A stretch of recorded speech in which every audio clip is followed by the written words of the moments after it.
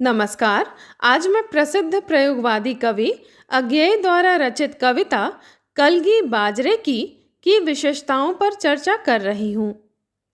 कलगी बाजरे की कविता 1949 ईस्वी में प्रकाशित हरी घास पर क्षण भर नामक काव्य संग्रह में संकलित है। अज्ञेय उन साहित्यकारों में से हैं जिन्होंने हिंदी साहित्य को नया मान दिया है, उसे शीर्ष पर प्रतिष्ठित किया है। प्रस्तुत कविता में कवि ने अपनी प्रेमिका, अपनी प्रेयसी के सौंदर्य को अभिव्यक्त करने के लिए पुराने पारंपरिक उपमानों का प्रयोग न कर सर्वथा नवीन और अछूते उपमानों एवं प्रतीकों का प्रयोग किया है। जहाँ प्राचीन काल से कवियों ने नारी की शोभा, उसके सौंदर्य को अपने ढंग से प्रसिद्ध उपमानों के माध्यम से चित्रित करने का प्रयास किया है, वहीं कवि अज्ञेय को लगता है कि पुराने शब्द, पुराने उपमान अब अपनी अर्थवत्ता खो चुके हैं, क्योंकि सौंदर्य वर्णन की स्वीकृत भाषा प्रयोग की अधिकता से घिसकर पथरा गई है। इन शब्दों की चमक अब गायब हो चुकी है, उनका जादू अब समाप्त हो गया है। साथ ही उन मटमैले उपमानों में अब नारी के सौंदर्य की मोहक छवि को प्रतिबिंबित करने की सामर्थ्य शेष नहीं है।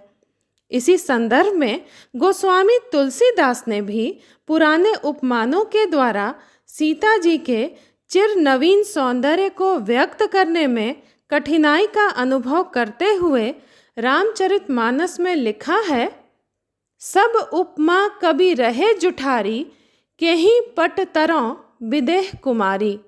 अर्थात समस्त उपमाओं को तो कवियों ने जूठा कर रखा है, तब मैं जनक नंदिनी सीता की उपमा किससे दूं।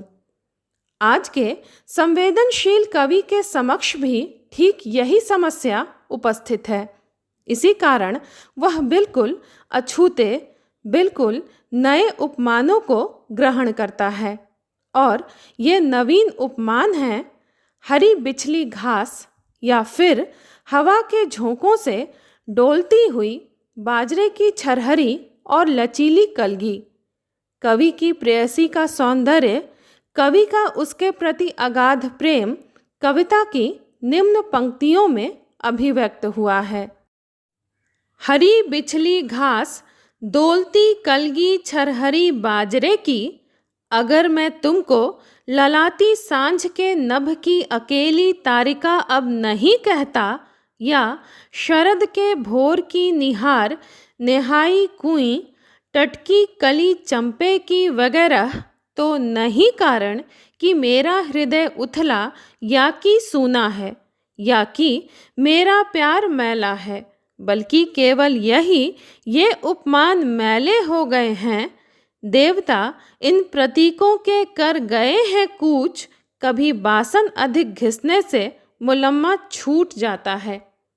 कवि अपनी प्रियतमा, अपनी प्रेयसी को संबोधित करते हुए कहता है कि यदि मैं तुम्हें सांध्य बेला के लालिमामय आकाश का अकेला तारा, या शरद ऋतु की सुबह की ओस के कणों से नहाई हुई स्वच्छ कुमुदिनी, या चंपे की सद्य विकसित कली अब नहीं कहता, तो इसका कारण यह नहीं है कि मेरा हृदय उथला और भाव शून्य है, या कि तुम्हारे प्रति मेरे प्रेम में पवित्रता नहीं है, बल्कि इसका एकमात्र कारण सिर्फ यही है कि ये उपमान स्वयं अधिक प्रयोग होने के कारण अपनी ताजगी और चमक खो बैठे हैं।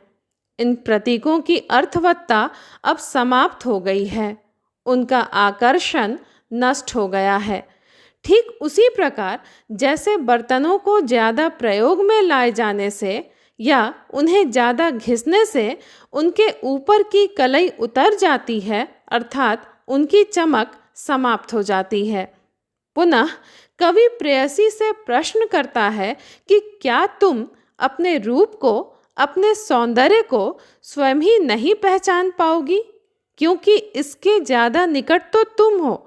इसी प्रेम के जादू में बंधकर हृदय की गहराई से मैं यदि इन परंपरागत उपमानों को छोड़कर तुम्हारे सौंदर्य की, तुम्हारे व्यक्तित्व की उपमा नरम स्निग्ध घास या हवा में डोलती लहलहाती बाजरे की कलगी से दूं, तो मेरे इन उपमानों में, बातों में प्रेम की कितनी गहन और सहज आत्मीयता छिपी है, क्या तुम इसे समझ नहीं पाओगी? जूही के फूल से नारी सौंदर्य की तुलना हमेशा से की जाती रही है, किंतु कवि को लगता है कि आज हम शहर में रहने वाले लोगों के फूलों के बगीचे में जूही की जो लताएं फैली रहती हैं, उन फूलों की तुलना में संसार के विस्तार, ऐश्वर्य और उदात्तता की सही और सच्ची परिचायक, प्रिय प्रतीक कोमल स्निग्ध घास है। पैरों के नीचे मखमल के समान बिछी घास में सच्चाई और प्रेम की ताजगी का स्पर्श जूही के फूल से कहीं अधिक है। साथ ही साथ शरदकालीन संध्या के सूने आसमान के नीचे हवा से डोलती बाजरे की अकेली कलगी में भी एक अनूठापन है जो कवि के हृदय को उद्वेलित कर देती है।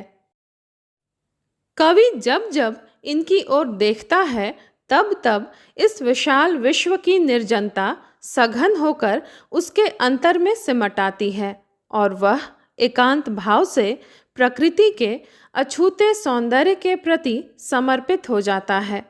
शब्दों में जादू जैसी शक्ति जरूर होती है, परंतु क्या यह मौन समर्पण कोई अर्थ नहीं रखता है? क्या इसका कोई महत्व नहीं है? निश्चय ही यह मौन भाव की जिस गहनता को अभिव्यक्ति प्रदान करता है, उस गहराई तक घिसे पिटे शब्दों की पहुंच असंभव है। इस प्रकार कविता में पारंपरिक उपमानों का विरोध करते हुए कवि ने सर्वथा नवीन प्रतीक और उपमानों के चयन पर बल दिया है और इसी कारण नायिका के सौंदर्य के लिए उसने बिछली घास और कलगी छरहरी बाजरे की जैसे सर्वथा नवीन और अछूते उपमानों का प्रयोग किया है। निस्संदेह इन दोनों बिंबों में ताजगी है। प्रेयसी के छरहरे व्यक्तित्व, कोमल शरीर और ताजगी भरे रूप के लिए कवि ने सायास इनका प्रयोग किया है। फिर भी इनसे जिस बिंब का निर्माण होता है, उसे सफल काव्य बिंब मानना कठिन है, क्योंकि कवि की उक्ति यहाँ रूप की अनुभूति से प्रेरित नहीं है। कवि का उद्देश्य यहाँ बुद्धि प्रेरित कल्पना की सहायता से सिद्धांत प्रतिपादन करना ही रहा है। साथ ही साथ प्रस्तुत उपमानों और बिंबों के साथ पाठक के हृदय का तादात्म्य नहीं हो पाता है। चंपे की कली या शरद की निहार निहाई कुई के चारों ओर भारतीय कवियों की जो मनोहर और सुंदर कल्पनाएं लिपटी हुई हैं, जिनके संचित प्रभाव से इन फूलों को बिना देखे हुए भी मनोरम छवि पाठकों के हृदय पर अंकित हो जाती है, उस जादू को नए कवि का तर्क सहज ही नष्ट नहीं कर सकता। इसी संदर्भ में डॉक्टर नगेंद्र ने लिखा है, बिंबों के निर्माण में निपुण होने पर भी भावना की आंतरिक ऊष्मा के अभाव में अज्ञेय अपने बिंबों को कविता में नहीं ढाल पाते। इन बातों के बावजूद प्रस्तुत कविता द्वारा अज्ञेय ने निस्संदेह नूतन सौंदर्य बोध को अभिव्यक्ति प्रदान करने की चेष्टा की है। नवीनता के पुजारी कवि ने उक्त कविता में सौंदर्य चित्रण की प्राचीन पद्धति, पुरातन शैली, परंपरागत प्रणाली के प्रति विरोध प्रकट करते हुए बिल्कुल नई पद्धति से प्रेयसी का सौंदर्य चित्र अंकित किया है। धन्यवाद।